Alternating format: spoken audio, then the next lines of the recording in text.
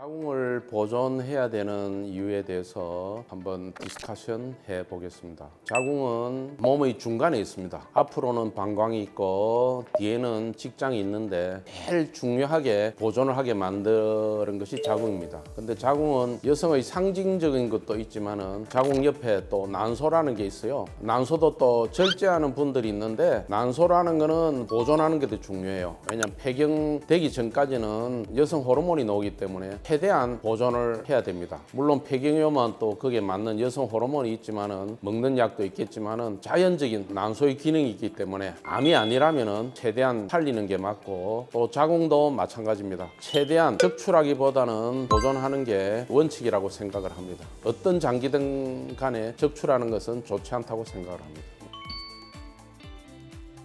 우리가 수술하게 되면 부탁을 해요. 제발 난소 기능이 좀 보존되도록 수술하시지 너무 깨끗하게 하다 보면은 난소 기능이 많이 떨어져 있습니다 하면서 우리에게 부탁을 많이 합니다. 난임한 의사분들은. 그래서 여성들이 늦게 이제 만원도 하는 그런 상태라서 불임이 상당히 많아요. 난자라는 것이 있어야 자녀를 가질 수 있는 그런 기능이기 때문에 너무 종양만 바라보고 수술하다 보면 적출하는 분들이 많아요. 예전에는 적출을 많이 했어요, 난소도. 근데 요사이는 많이 보존하는 식으로 가고 있는 추세입니다. 그렇지만 자궁만큼은 아직까지 보존하려고 노력하는 의사분들이 아직까지는 적은 것 같습니다.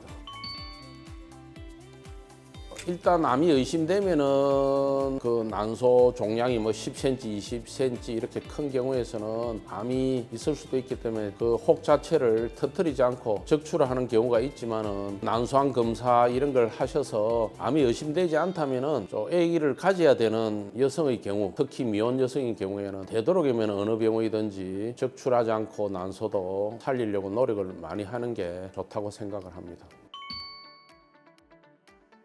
아무래도 폐경 때 혹이 생기면은 거의 다 암으로 가기가 쉽고요. 폐경 전에 오는 여성들은 생리를 하기 때문에 난소가 변화가 많습니다. 난포도 마찬가지고 거의 하루에 0.1mm씩 이렇게 자라기 때문에 혹이 이게 없어지는 물혹인지 아니면 종양인지 전문의들이 잘 파악을 해서 이게 적출이 필요한 것인지 안 그러면은 살려야 될 것인지 잘 판단을 해야 됩니다.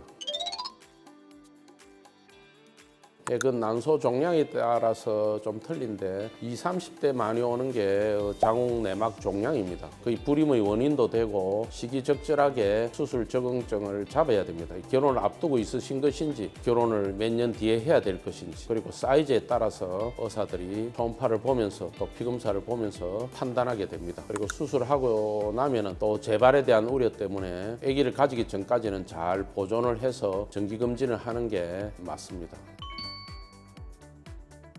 자궁근종은 약물로서는 할 수가 없죠. 왜냐하면 여성 호르몬을 억제를 하면은 자궁근종이 커지진 않습니다. 그래서 약물을 끊으면은 또 다시 원위치로 자라기 때문에 일시적으로 사용할 때는 약물을 쓰기도 합니다. 근데 뭐 1, 2년 내로 결혼을 하겠다. 나는 수술하기도 싫다. 임신에는 방해가 되지 않겠다. 그때는 제 같은 경우도 약물을 꾸준히 1, 2년 쓰면서 보존해주기도 합니다. 보통 대학에 있을 때는 아직 수술할 정도는 안 되네요. 좀 뭐 3개월 뒤에 오라, 뭐 몇 개월 뒤에 오라 이렇게 정기검진을 시키는데 그건 너무 소극적인 방법인 것 같습니다. 적극적으로 어떤 방향으로든지 약물 치료든지 수술이든지 해주는 게 맞지 않나 저는 그렇게 판단합니다. 언제든지 적출은 할 수 있습니다. 그런데 살리는 게 쉽지 않습니다. 되도록이면 자궁을 보존하고 이 세상 끝날 때까지 살아가는 게 행복이라고 생각합니다. 자궁은 죄가 없습니다. 화이팅!